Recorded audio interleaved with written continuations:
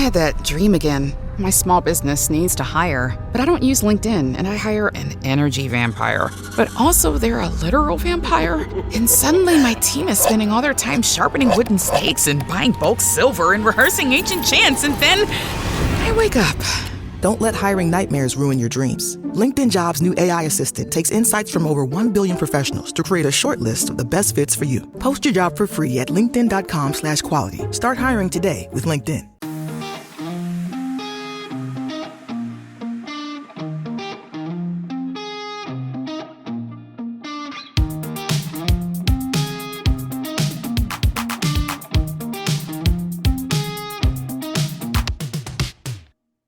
It has been a while, my friends. Mr. Sperry, Miss Robinson, um, Carrie Sperry, Daniel. This is Thad from the KC Soccer Journal. This is keeping current with Kansas City. We have not been keeping very current because of holidays and surgeries and travels and just very busy with a lot of stuff. So I think the last time we talked, the current had crashed out. They had made the announcement Vlaco was transitioning to the sporting director role, and they would be looking for a coach. And there's been a lot of stuff that's happened since then. Is that accurate? I think. Yeah, you did a good job. Okay. Um, well, first of all, we got to check in. How are you, Sperry? I'm alive. You I just got am back from a trip. just got back from a very long trip. I am alive. I am covered in mosquito bites because there's lots of mosquitoes on golf courses in Central Florida. So That's your punishment for playing that game. How are you, Carrie? How are you doing? Did you have a good I'm doing. Christmas? I did. Excited for the soccer seasons to start. Very excited because I just jerry rigged some wiring on my iPhone so I can get a microphone working for more content. So I'm on a high right now, actually. Yeah. She showed me while we were waiting for Mr. Sperry to join us, like 7 different connections and stuff. Since we last talked, there's been a lot of player movement. The Current has signed a number of young players out of college, some that have never. Well, I guess Malia Brewer did make it to college. Never mind, she's younger than college age, but she did make it. Played a season. Um, I don't really have a full list here, so I'm just kind of going off of this. But let's see. The Current have acquired Marissa Jordan in a trade. They've signed Kolos Liafu. I'm probably not saying that very well. Lainey Rouse, Malia Brewer. They announced the departure of Tyler McCamey, Reagan Steiglatter, Alex Pfeiffer, which I think we will talk about later. They've brought in Jonna Paul forward, forward Amelia White, and we have got the announcement just recently that Bia Zanerato was officially leaving. That pretty much wrapped that up. yeah, pretty much. Yeah. If I missed anybody, it's not on purpose, so I apologize. Sperry, are there any of these college players that stick out to you that you might be, or the one that you might be most excited for? Gianna Paul is just a really good goal scorer. I think that's the one thing that stuck out. She's a solid player, at least from the profile, that interests me. The other two, I'll say those signings kind of happened either on the latter end of the vacation, where I was mainly on a golf course for the majority of a day, so I have not quite been able to do as much digging on the more two recent ones after Gianna Paul, that one. But I think Paul is the one that sticks out to me. Not Yes, Gianna Paul is one of the ones who really sticks out to me, and Mila Brewer, I think. Is an interesting signing. I mean, she's been part of the U.S. Youth National Team setup. I'd be stunned if she really got like a ton of minutes right away with this team, but she is kind of versatile. She's played as an outside back. She can play as a center back as well. A pretty versatile defender, which will be interesting to see. And someone who's kind of quote unquote come up through whatever system exists for the Kansas City Current, which is the KC Current 2, and all of that. She's kind of surprised a few people by going to UCLA so young. I mean, we're not talking like we're talking a college signing, yes, but she's like 16 years old. Yeah. She's one of the youngest players. I believe she is the youngest student athlete in UCLA history. I mean, that's incredible. So I. She missed a lot of time this year with injury too, which is kind of an interesting part of the development here. But that player, that's been a player that has been talked about in the youth soccer scene since she was like 14. So she's been getting call-ups with the girls national team and all that kind of stuff. So good to see them kind of get a local product into the fold again. It's been a while since we've had like a true local product that's been in this team after the team was full of them there for a little bit. Yeah, I think I'm intrigued by how much college talent they have gone after. That's the biggest thing in all of this to me. I agree. I feel a little bit more hopeful this year. Granted, we only had two signings last year, and this year is three times that amount. Um, so of course, a little bit more playing time there, just on the standpoint of having a lot more players than they did last year. So I'm hopeful on that by that standpoint. Yeah, and I just want to chime in for what you said about Brewer. She's really good. I've seen her play at several different levels. We even saw her get into a little bit of the Teal Rising Cup last year. Um, and, she more than fit in at that level. We've seen her practice with the team at different times. Mhm. And like I said, she's local. So that all just makes it really good signing for that. Mhm. And the two defenders that they signed before that, I think, are both really good too and have some capability there. I don't know as much about the forwards they more recently signed. I have not had a chance to just dig into them any, but I really like those the three defenders they signed right at like the beginning of the offseason. Anything else about those coming in at this point? Not much since I mean, there's a lot of unknown at what they can do at the pro level. I Right. think that's the one thing that really sticks out to me here is that, they've there's some of the depth that they're replacing on this roster. Some of them didn't get any minutes this year or very minimal minutes. And I think that's a lot of these feel like depth signings Yeah. in the long run. And, I think you lose a starter, a couple of starters like Bia and Haley Mace are the two that like really stick out on the team players that you've lost. And Ellie Wheeler is a naturally already on the roster player that you say you're gonna it fits into the spot. Katie Scott was already on the roster and then added to a contract extension, so it made sense that those moves that absence was covered. This one with Bia is interesting to me because they needed to replace Kristen Hamilton. They needed someone who could actually play second striker, like underneath, like for Bia, for whoever the first striker was, like comfortably. Um, Paul can do that as well as someone like Mary Long. But like I I'm interested if they choose to open the bag in the long term for a star name striker, either U.S. Women's National Team caliber striker, someone who can play in that spot, or someone for another foreign player that's maybe ready to make a move over here from Europe is interested in something like that. So um, the Bia's shoes are very large to fill for this team, and I think the solution to filling those shoes is not on this roster at the moment. It is not. I think they were perhaps, well, at least I think perhaps some were hoping that Mary Long would fill that role, but then she knee injury, so we know she's not going to. Correct. Whether you thought she could have in the first place, she's Hmm. not going to at this point. And I think I try to like ask around a little bit, like, are you specifically looking for a center forward at this point? And, oh, we're always looking to improve the team, all that stuff. I asked a new coach about that stuff, and he didn't give me much of an answer on that one either. So that's fine. Hmm. But the new NWSL high impact player rule might be affecting that too, like holding on and waiting to see what happens because it's not a definite yet. No.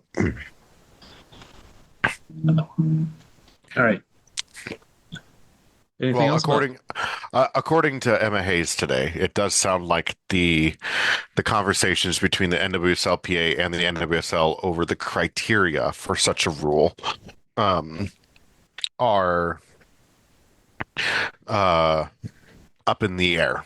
And while, of course, I think we know that the NWSLPA's position is probably just raise the dang salary cap, um, in reality, if this rule probably will end up sticking, um, but the NWSL is going to have to drastically reduce the type of restrictions on what type of player qualifies for said uh, roster rule, in the way that technically you can't tell what team.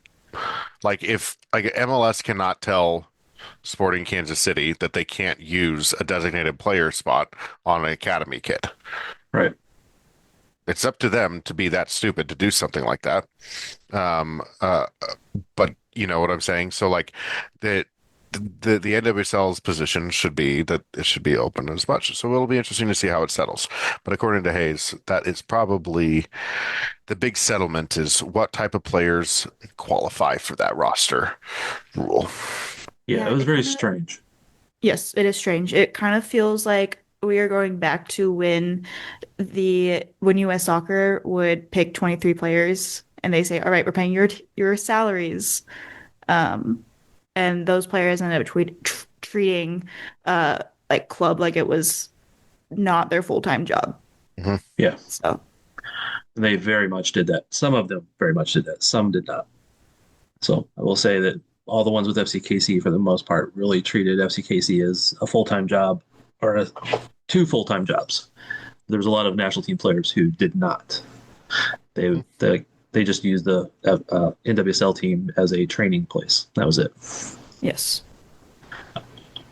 Yeah, I do wonder how that's going to change, but I'm just saying that that could be a factor of like waiting to make a move. I don't know if it is. Yeah.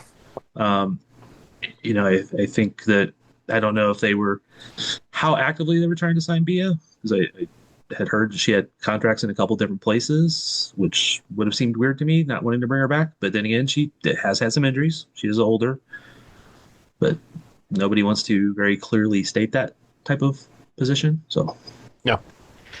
I mean, she's back in Brazil. yeah, Probably also a family thing as well. I think that always fits into it, but I think that she would have been okay with coming back under the right circumstances too. Her post to Kansas City was very nice Yeah, as a what'd she thank have you. to say? It was just your generic thank you to Kansas City. You guys truly know how to treat women professionally in this sport. But Cool. very nice. Thank the fans in it, which I know has been a recent trend of these current players of thanking the fans first and foremost. Right. Do we want to talk about the Pfeiffer situation now, later? We mentioned she was leaving. We kind of pre-talked this over, but I don't know if we are really following our own plan. Say something, Sperry. Why not? All right.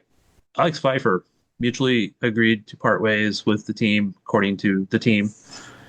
There was some social media posts out there from family members that may have thrown some doubt upon that.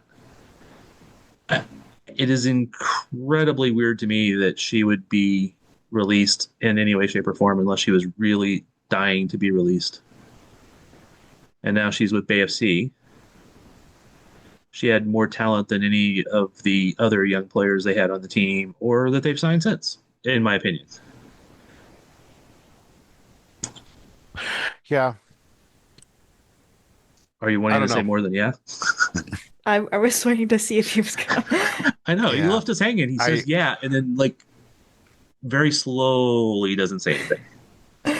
I think we've seen. Um, I don't know who her agent is. I from last I remember, it sounded like her parents were her agent.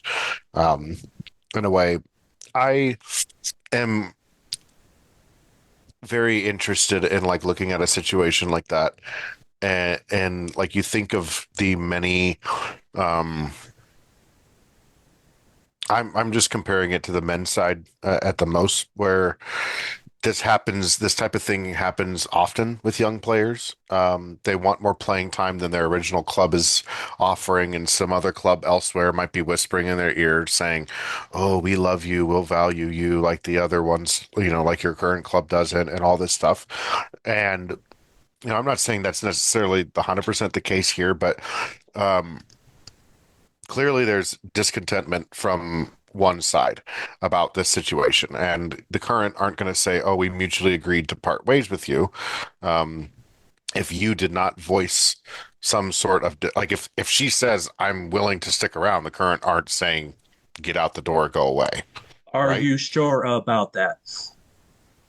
I mean, if they did, it would be a significant like NWSLPA issue, in my opinion. But it has not escalated that far.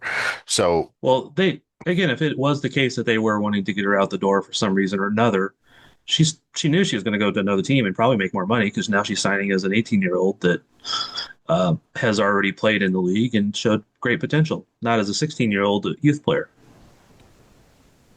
So I'm not saying that she would have been unhappy with that, but I don't know yeah, that she initiated that in any way, shape, or form. I don't know. I could be wrong. I've gotten some impression that that was not the case, though. yeah. I'm just saying this happens. It does. Either players want players want something more than what their current team is willing to offer them, and they end up going elsewhere.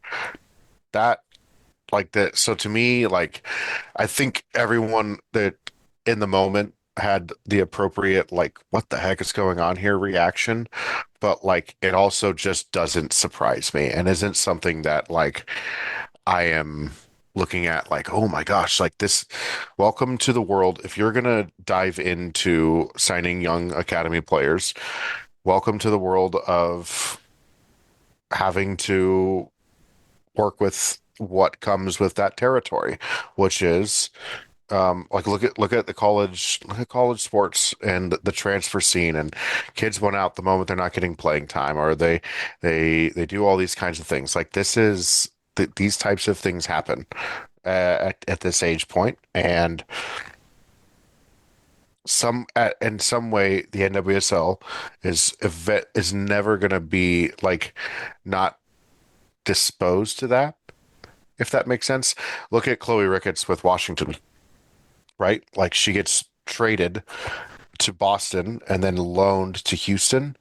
That was a very odd situation, right? So like these are like there's not this is happening elsewhere in the league too. And I am not stunned by these types of things in the way that others are. In a general standpoint, I'm disappointed that she won't be around the current because I agree with you. She is one of the most talented young players in her age group. And if you're the KC current, that's a player you want up and coming. But you also know that, okay, you don't really play with, as a team, you don't really play with an inverted winger type. Michelle Cooper is a U.S. women's national team caliber right winger that is blocking that inverted winger role that Alex Pfeiffer greatly excels at as a left footer. And with the shot and the cross that she can put on, her ability to take players onto the dribble, and her shot is dangerous. But like the current don't exactly play that way. And that if you're going and that's not quite part of their philosophy. So In the past, there may be a difference going forward, but we'll see. sure. Although judging by this new head coach's track record, I would be expect a lot more of the same, which we can discuss later. Yeah. But anyways, I think this is it's one of those of like there are positives and negatives here. I do think it's a lot more positives for Alex Pfeiffer in this standpoint, going to Bay FC and with a good new coach there, and someone that is going to maybe a club that is going to be able to value her and use her in the way that she has the ability to um, break teams down going forward. Yeah, I Yeah, I wish that, they could have worked something out to where the current were able to get, some money in exchange instead of just, contract mutually terminated. And I think that we've seen that recently in the past. Like if the Gotham player who went to Utah Royals, she knew she wanted to leave the team so she could get more minutes, get more money, with the expansion side of Utah Royals a few years ago. And I think it was just like 10,000 for her, which I mean isn't a lot, but it's something if you know a player wants to leave and isn't, getting what they're wanting. And I think that Bay would have done that to get an up and coming, probably a U.S. national team player in a few years. I think it. I know that a lot of times I will look at these situations where, yes, it is a player just wants to leave to get more playing time. I am really not even 50-50 sure that that's what happened here. In fact, I kind of lean the other way, is that there was some reason that the team wanted to move on from her, from the impression I got from different spots. It's hard to really say all that without saying more than I'm supposed to. So that's why I'm very disappointed with it. It did not seem like it was a Pfeiffer wanted to leave situation. And I get why that often does happen. Uh, and I know that she does have a drive that she wants to be on the field and play. But I do think she would have had playing time this year, even if it's a different style than what they're used to playing. They need players, they need talented players. And right now, even some of their best players that were injured at the end of last year still aren't ready to go to training camp. So who knows how that's going to turn out so far. So why would you let that player go? All right, enough about players. Let's take a small break. We'll be right back. We're back. All right, biggest news, I guess, is the new coach, Chris Armas, formerly of the Colorado Rapids, is the new head coach of the Kansas City Current. First reaction, not your today reaction. First reaction, Barry. My first reaction was, what on earth is going on here? I think uh, the initial announcement of the name just came out of left field, Right. and I think that is what deeply caught me off guard there. And I understand why a lot of people had the reaction that they did when the news broke, because it seemed, one, unbelievable, and two, the timing of it, as someone who was coming off the beach and turning on their phone to see that notification and text messages from people like, do you know what's going on? Absolutely had no clue what was going on because I was in vacation mode at that point, but also like, what was what I thought. And um, yeah, just initial, a lot of shock initially when that came out, How about given you, the Carrie? timing, especially.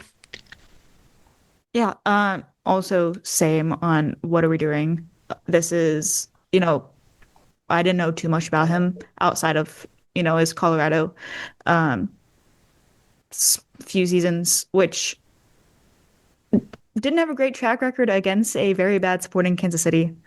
Yeah, Um, three straight losses against Sporting KC. yeah, not great when you're looking at that and then coming to a totally different league with different rules and you know And I, yeah, it very much surprised me because he doesn't have a lot of history in women's soccer. And from my perspective, soccer is soccer, that you coach to the strengths of your team, and you minimize the weaknesses, you maximize the strengths, you put in systems and principles of play and all that stuff. That part doesn't.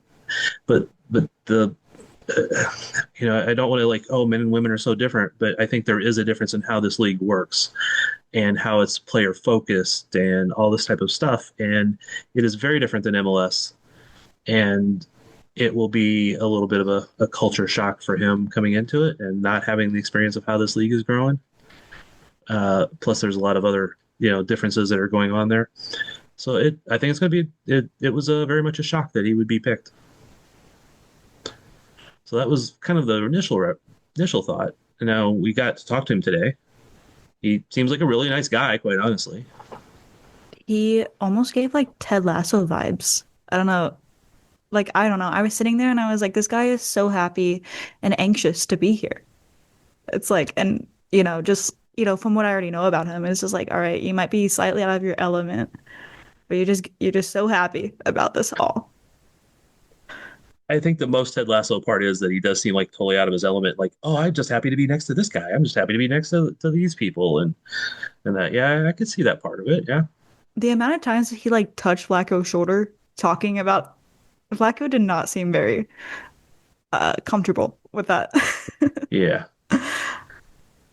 That was interesting. Yeah, he was. It almost felt like he was sort of trying to associate himself with Flacco more It than was a it lot of was. Yeah, it was a lot of hours and we and this guy. Yeah, oh, I watched him talk to players. That was just impressive. Like at the tournament, I'm like, oh yeah, okay, yeah. Um, Yeah. He responded to Sperry by calling him Daniel like three times in his response. Thank you, Daniel. So you see, Daniel. and and he, I found it interesting too because one of the things he said was like, media is here to help build us up. Maybe he Now, saw like the backlash that people were concerned about whenever he went off on the Colorado. I don't know what they're called. Burgundy Wave, I think. Yeah. Maybe he saw the backlash and was just Yeah. addressing it right there and then. No, in fact, I because just I'm interrupting for a second. They are a former SB Nation site, just like we are, and he was unhappy. He had just lost at the end of the season, and they asked him about, have you had any talks with management or whatever about your future? And he was unhappy, and he's, you always bringing up negative things, which I've heard that before too, and all this type of stuff. You're only bringing up negative things, and, and nobody reads your site anyway. That was a low blow. So he did later come back and apologize to them, though. So that deserves credit. Yes. Burgundy Wave has spoke highly about him after that as well. Yeah. Matt Pollard, the journalist from Burgundy Wave, happens to be a very close friend and colleague of mine. Even when, like, I've stayed at his apartment when I went out to Colorado to cover sporting out there back in 2023. Um, we, so, I remember texting Matt through that situation, and um, Matt was very quick to say, it was an odd situation, and the apology eventually came, and he felt it was very sincere, and was kind of good, and was very like ready and willing to put it past, and did speak highly of the way Armas is interested in talking to media, and I understand where Armas feels that it is, like the media helps the drive interest in the team. And yes, that is true to a point. However, our function as media is not always to be the cheerleader for the team. We are Right. to tell a story about what's going on with the team, whether that be good or bad. And that is, and our objectivity is to the story about the team and what's happening. So that was an interesting comment in the press conference, and I think I understand where he's coming from, and I know probably in a way the lasting image for a lot of people of Chris Armas, whether some of those people in the room knew of him or didn't, is that interaction with Burgundy Wave, and I think that's where that comment came from, and like a hey, look, I want we both in a way both team, league, stuff like that, coaches, and the media, especially people who really care about the NWSL and the sport. Right. We all have a vested interest in this thing being good. That doesn't mean that we, in being something that is worth covering, worth talking about. Yeah. We don't want to see a league die. We don't want to see a team fold. All those kinds of things. That is that is though secondary to whatever we are supposed to cover and in the truth. So that was an interesting comment. But yeah, I agree with these sentiments by Mr. About the whole thing. Armas was very animate which doesn't surprise me. He is part Puerto Rican, or he is Puerto Rican. He grew up on the East Coast. All those kinds of the what we got visually from Armas just does not surprise me. And as someone who's interviewed him in the past, back when I was working for Major League Soccer and he was the head coach of the New York Red Bulls, yes, that was a Chris Armas experience right there. And he is a passionate guy, and he's a pretty intense guy, and I think that definitely came out in today's press conference. Yeah, I know you and I we may have exchanged a text message or two while this was going on, and one reason I wasn't responding right away is I had somebody standing right over my shoulder, so I did not want to be honest in a text message while I was so that was one reason I did delay to responding to one of your texts. But I also did roll my eyes when he did the 1% better every day thing. Oh, I immediately thought Matt Potter, and I Yeah, chuckled to myself, and I I was Instinct like, hate at that. nope, first. I'm not gonna send a text message about this one. I know it's. I looked over at you to see if you were looking at me right when he after he said that. I was like, oh God, no, please! I just hate that phrase now.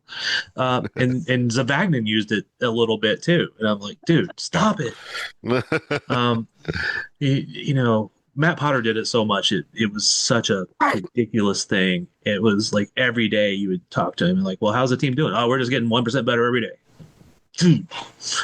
And I did tell Vlaco if he wants Armas to get on our good side is, well, I said on my good side, not yours, that he needs to make sure that I get to watch more full practices. Huh, good. So Vlaco said he would pass that on. All right. So I did. I will say that he gave a very good impression in how he talked. You know, he says a lot of the right stuff, and I know stylistically you think he's a very good fit, and let's touch on that just a little bit in a minute.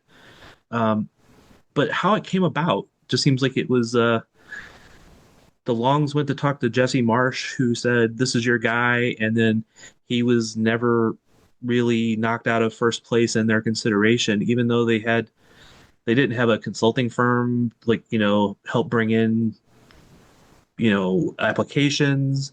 I'm sure they had people wanting or interested in this job from around the world who had experience in women's soccer and at the highest levels and perhaps better win percentages. Armas does not have a great win percentage overall. He's had some success, and I know some of that's with bad teams that he didn't have control of, but still. So it was just seemed like a very odd thing that he was the guy, and it seemed very driven by the Longs and not so much the committee put together. Did you get that feeling? Yeah.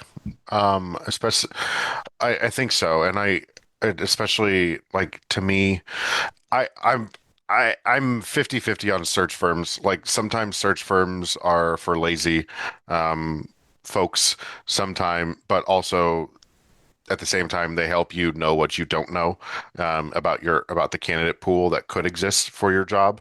And when you have such a high profile job, sometimes those are helpful in automatically narrowing down candidates.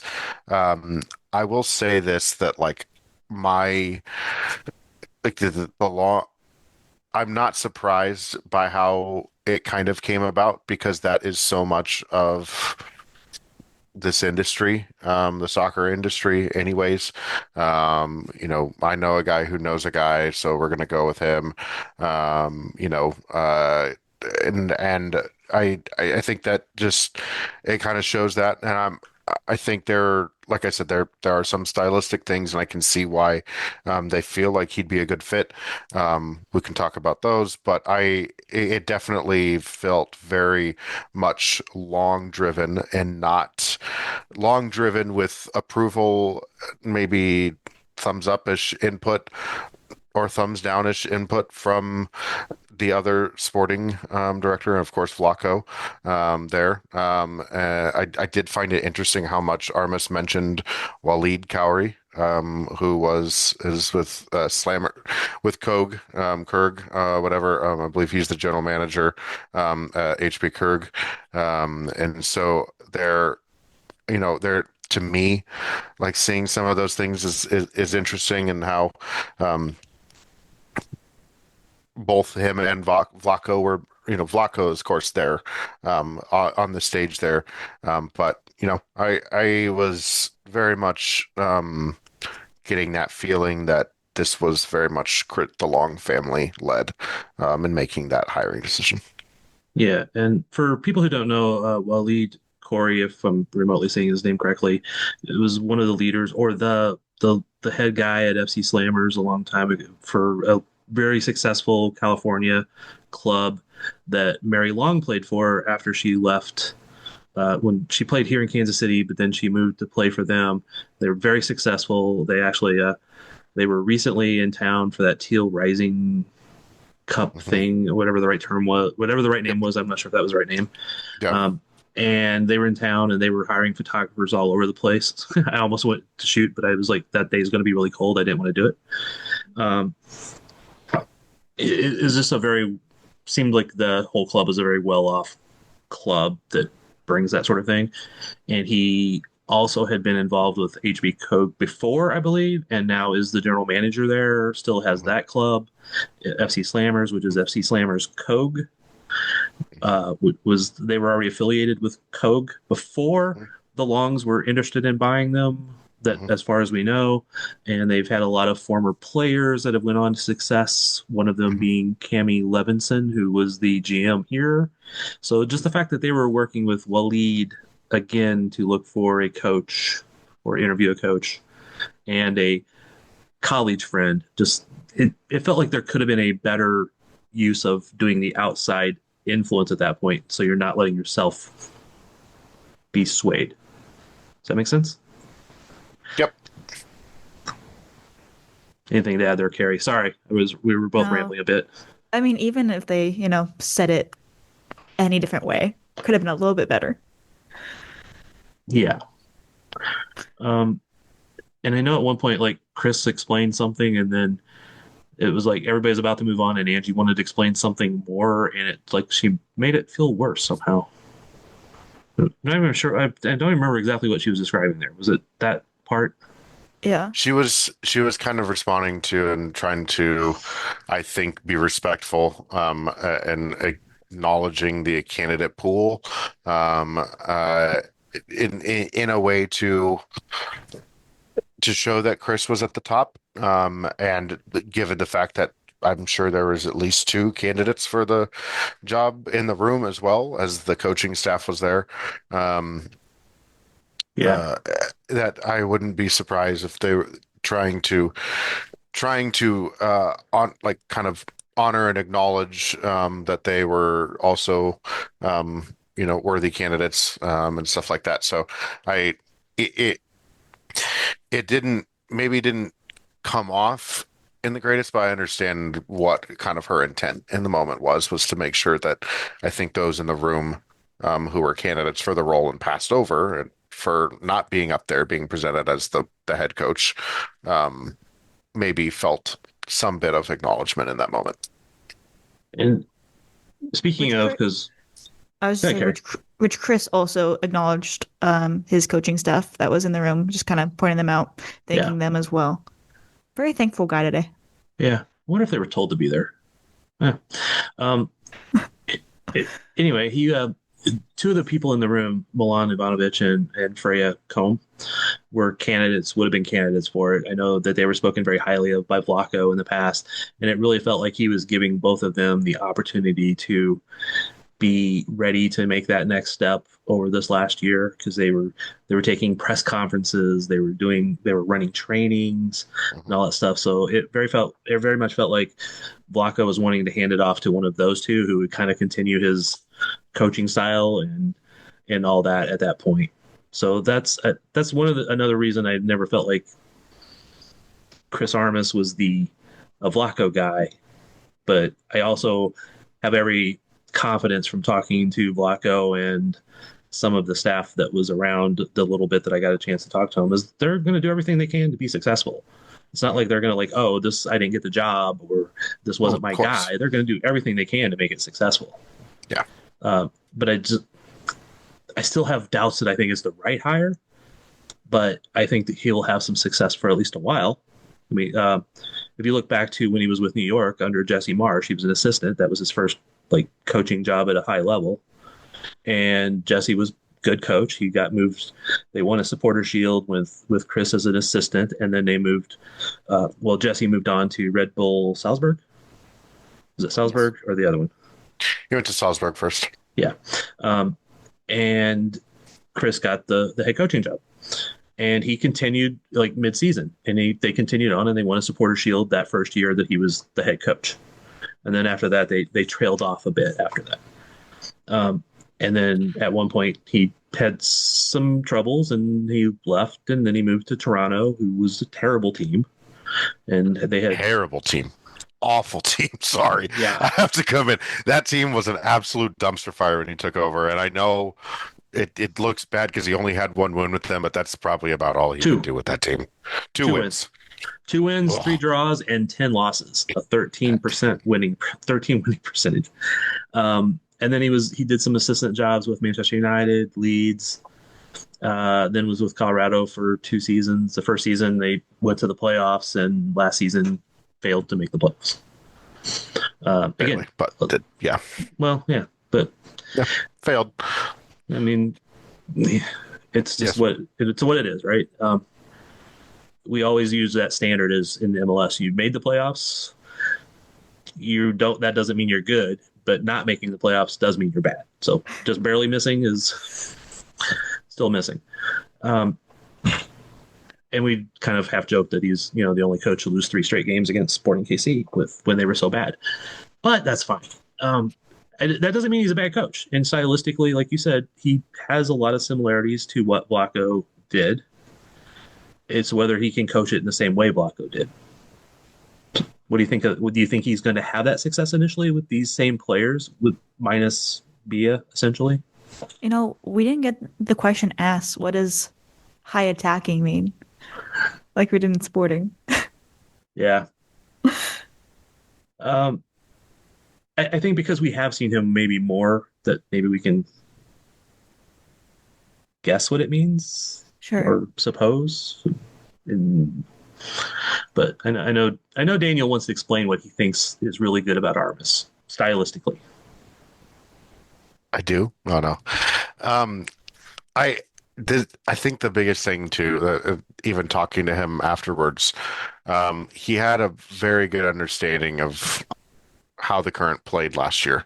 And we talked a little bit about players in certain roles, the ways that a set formation might change.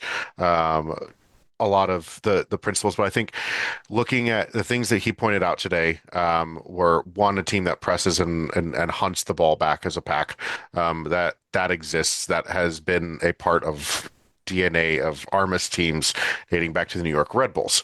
Why And he was brought I up. want to interject just a second as him as a player too. Yes, 100%. Right. 100%. I think one of the things he said today too was, I love to run. He can't run anymore, but he says as a joke, but he loved to run. And as you're right, as a player, he was a bulldog. He was a terrier. Yeah. He was all over the field, winning the ball I, back. I loved him as a player. Yeah, hard-nosed and brings that type of like work ethic and intensity. And I think you look at the Red Bull teams, did that so well, especially the good ones. That team under Jesse Marsh was such a good pressing team. They were suffocating to play against. And the current were like that this year too. We talked about having a very good active mid block. That is who the Kansas City Current were. They like to be vertical. They like to get the ball forward and get to goal quickly. That is who the Kansas City Current were, 100% for sure. That is the Red Bull identity, not just with New York Red Bulls, but the entire group. And so when he went to Manchester United, he did so to be an assistant under the interim head coach, Ralph Rangnick, who was the guy who created the entire Red Bull organization, right? So that Manchester United team was a dumpster fire in the moment that it was, but then he goes to Leeds to go as an assistant under Jesse. Marsh, same exact principles, same exact style, energy drink soccer, very high press, high, get to goal quickly, be vertical. They're comfortable without the ball, as comfortable as a Leeds team could be, in general. But he goes when Jesse goes, and then he eventually ends up getting the Colorado Rapids job. Um, he makes the playoffs in year one, and that team that year was running a 4-2-2-2, a 4-2-4 at times, however you want to call it. This year they adapted a little bit more 4-2-3-1, but they could do a variety of different things. And this is something that, like, you look at the style, like the characteristics of when his teams have been successful, they have played like the Kansas City Current played. And one of the things too that I found interesting, like, he is, because stylistically he is who he is, like, understand why every in a way people are on board and trying to make this work, and are happy to make this work, is because this is not going to be a departure from what this team is asked to do tactically. This is not a departure from what the organization. You move Laco into a sporting director role. Well, he wants to see that a certain style of play is played across all the teams. Well, he's going to make sure that the coach, and wants that coach to exemplify that style. I think Chris Armas is a good fit for doing that, because what he does, tactically, stylistically, very, very close to what the Kansas City Current do, and how he and Vlatko see the game from an outside perspective, very, very similar. So that part is the part that leads me to believe that I think in the short term, this team will for sure be successful. I think it's hard not to be if Tim Wachawinga is healthy, and playing soccer games for this team. Regardless, Claire Hutton and Lola Bonta are healthy and playing games for this team. I think it's very, very difficult for this team to not be successful. Um, the question that I have, and it kind of goes into the winning percentage, is like, I'd really like to see this team be able to carry out the same type of winning mentality. And he kind of alluded to the fact that the culture is already kind of here with this team. Like, he doesn't have to come in and create a culture from scratch. And like Sporting Kansas City, one, they need a whole freaking team too. They're missing players, and they need to be able to build a culture with those players. The Kansas City Current have a culture that is, and a core that is deeply intact at the moment, that will not, in the short term, does not look like it's going to be shaken up very much further. That is, again, in his pocket. When those contracts and what this team evolves into down the road, that is going to be the question mark of, like, can this team continue to win with him in charge? And I think that will be that kind of question that we have to look at. But in the short term, I think it's going to be hard for this team to not be successful, because I think he is so well set up by who the Kansas City Current are and were under Vlatko, and what Vlatko kind of laid the foundation for, which I don't know that he really has had since his Red Bull days, with the kind of foundation he had after Jesse Marsh left to work with. I I agree, and because one of the kind of jokes is, how could a coach not be successful with this team? You still have to coach them in the right way and all that good stuff. But Correct. when you have a Timois and a Dabinia and a Cooper and a Hutton and a Lorena and all of those great players, it's like you could really throw them out there and let them play playground ball, and it'd still probably be successful. The question is, can he keep it going? Can he continue to make those adjustments? Can he do that with different players? Because we saw like the Current would sometimes struggle when Timois was not in the lineup. We've talked about that, a couple dozen times last year, I think. And with right now no true center forward, there's a lot of people who could play that role, but not healthy not anybody who's there right now. That will probably affect that too. But I think he can coach, like you said. I mean, he the similar style, but can he keep it going? That's the question. He's picked up where other people were good and continued it for a while. So I think he can do it here. Just how long? And can he take it to Club World Cup and such for that? We'll see. But he seems like a nice guy. Yeah, I think there are that there are valid questions of, I think, of like, will this work out for the team? And I I have a feeling it will work out fine. Um, and for what it is worth, like I don't. It's interesting the reaction to the hire, um, for reasons understandable, in that, are there deserving candidates in the women's game that were passed up? Are there deserving women passed up for this role, Yeah, to I've coach heard a a lot of women's team and all complaints that that kind of stuff? it wasn't a woman. That I've heard a lot of complaints about Yeah, that.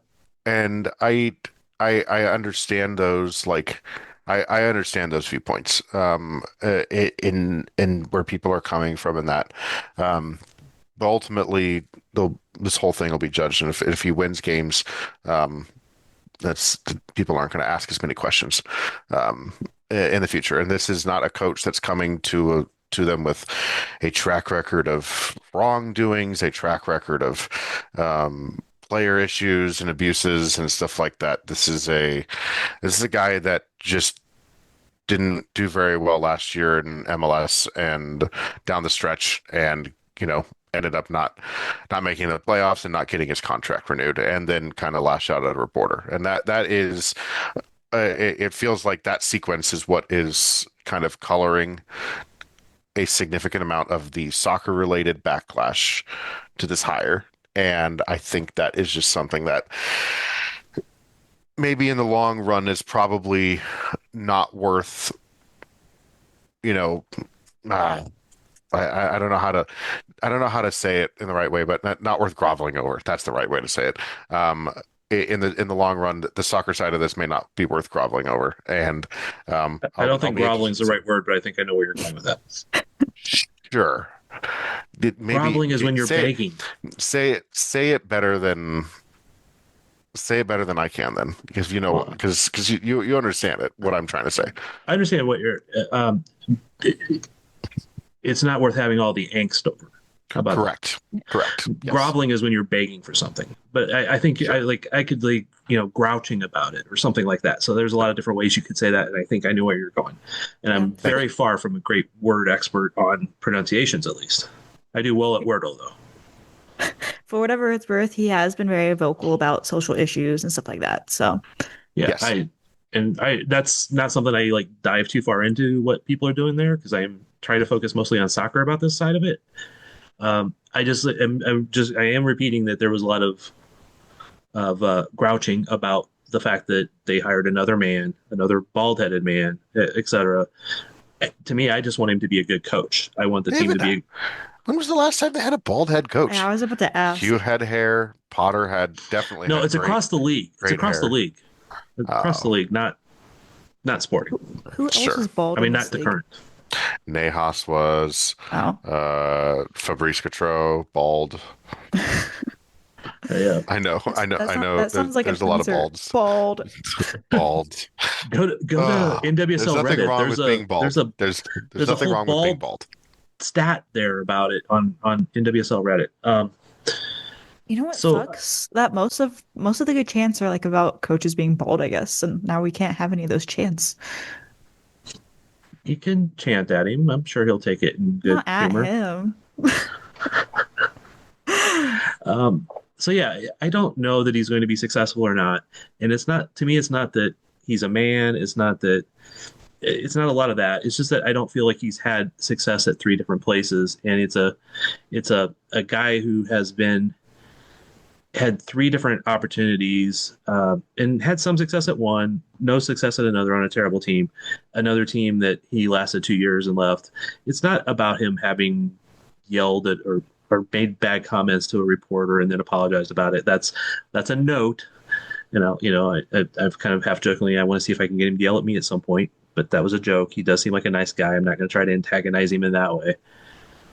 but I think the biggest issue is that I think there was so many players out there. I mean, so many coaches out there that you could have looked at that are on the rise and would have died to have this job that could have done exactly that, but have been all on the upswing, not on the downswing. And they had the choice of any coach in the world for the most part.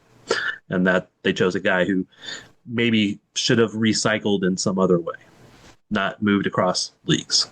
That's my biggest gripe about that. He's got a lot of learning and scouting to do, let's just say, in the next Yeah, few weeks. I mean, I think it was kind of asked in two different ways. Same question of, have you watched NWSL? And he said, I not really. watched it MLS first, and if there was a game on, then maybe I'd watch it. Yeah, and I don't really blame him on that because his job No. was MLS. Yes. Oh, those you are, I think the joke is made about national reporters being, a foot deep, a mile wide, right? And local reporters are maybe a foot wide and a mile deep on a team. Yeah, MLS soccer coaches are a mile wide and a mile deep on the whole league. And right. to have the bandwidth to do that, you have like no time for anything else. So and again, this is one of the concerns and the questions of like, do you really know what you're getting into and going and coaching in the NWSL? Yeah, Because you don't have that. Thankfully, he has a large group of people around him who can help steer him in the right direction. And people, and, he talked about cutting up film, ability to cut up film. I'm sure that was a Kroenke staffing special and not having a film analyst for him to cut up film, and probably learned that along the way, thanks to the Colorado Rapids and Kroenke cheapness. But I think there's an aptitude to learn and understand and do so very quickly. And again, if you can scout soccer talent, you know what a talented player is. And I think he also made that point as well. Talented players are talented players. You can see them. You can figure out you can look at tactics and see what coaches are doing. You can use your own ideas and other ideas that might come from your coaching staff room to figure out how to stop the opponent. or That's how that works. you could go to ChatGPT like Laura. Some are more special than others. I'll tell you that. All right, so I No, think I I, go ahead, I Gary. was just to say, while keeping the same assistant coaches as well. So, if Freya needs to be a coach Beard for the first week as he's trying to figure out a new base cell, there's that. Uh, so I think I have three comments about this. If you're going to rely so heavily on your assistant coaches who are very good coaches, why not have elevated one of them? Because it will take him a while to learn the league. And I understand, again, why he was watching MLS more than anything else and, throw a national team game on and stuff like that. I get that.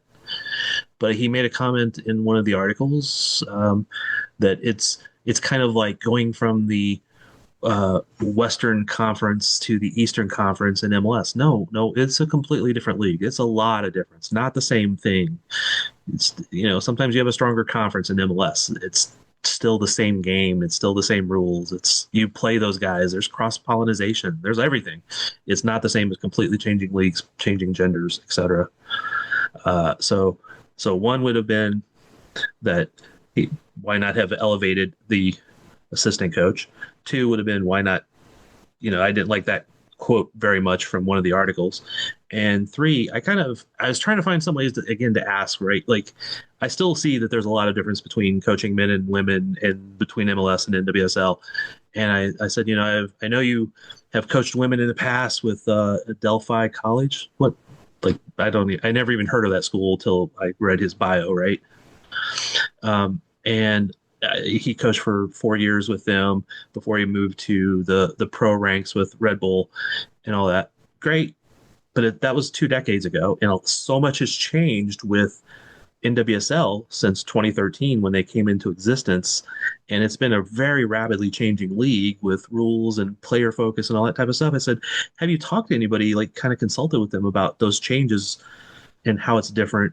I know you've coached women before, but have you talked to anybody about how different it is? And he's like, well, I exchanged a couple text messages, and oh, by the way, I was in coaching class with Laura Harvey and Mark something.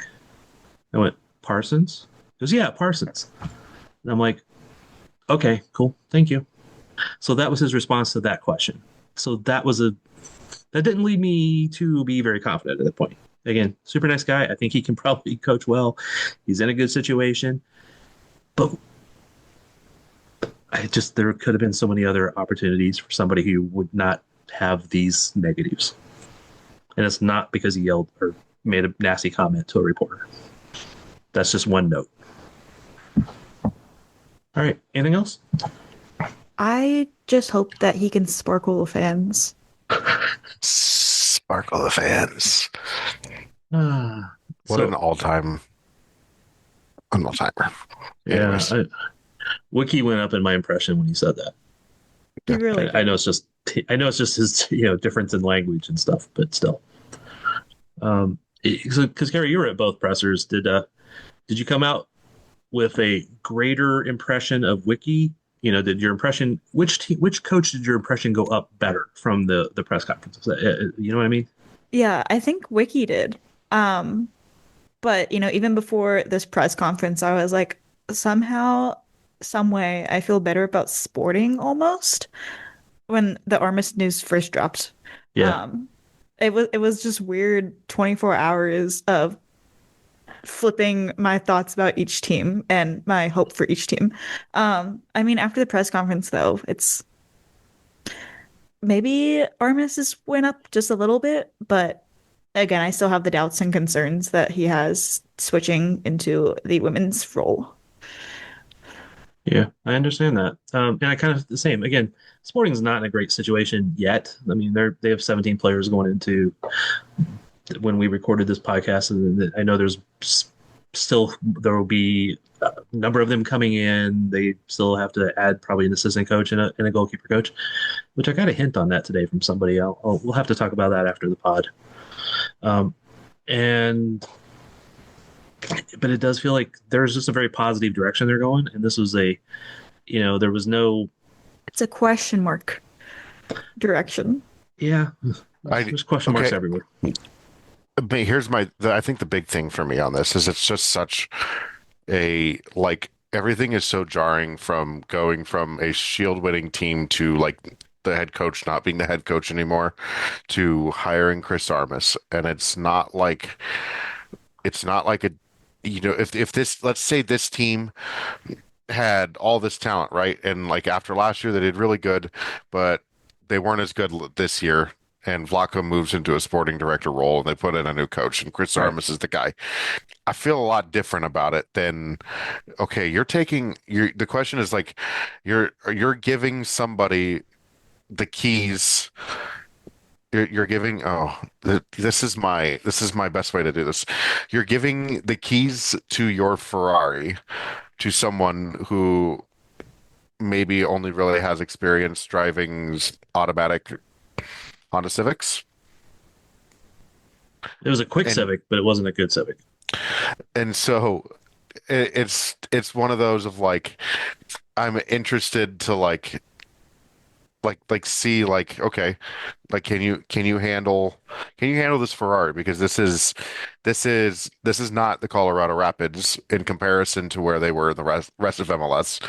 This is the premier team of the National Women's Soccer League, and you're handed the keys there. And so that's why I think it's just so jarring, because it is a hire from left field. It is a hire from outside of the women's game. It is a hire from a team that wasn't all that successful last year, missing out on the playoffs in MLS. And so I think that's why this whole thing is just so jarring, and why that question mark exists. Because it's just really like, okay, how's this all gonna work? Yeah. And we're gonna have to wait and give the time. Yeah. And again, I don't want to keep reiterating it, but he's a coach that was on the downswing because of three teams, three firings, three mutually agreed to part ways, however you want to phrase them. And I think if he would been somewhere where he was, having success and building a better team, then you go, yeah, I can see why he's on the upswing. He's going to do this. He's going to coach the same style.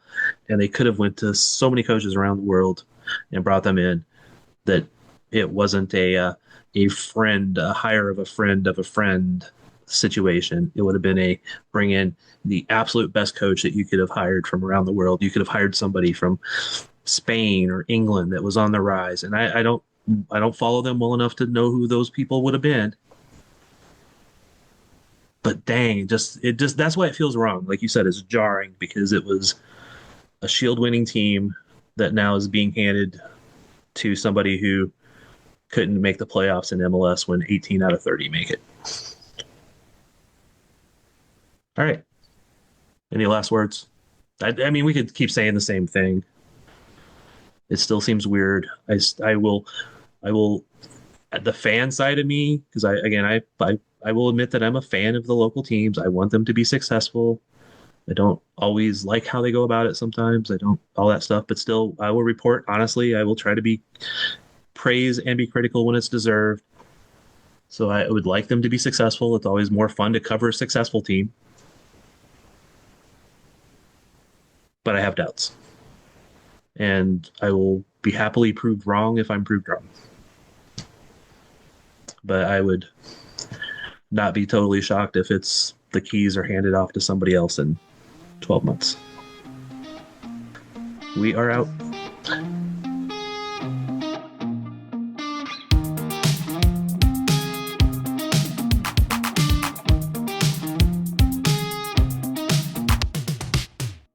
Attention passengers, we've now reached our destination. We hope you enjoyed the flight and have a nice day.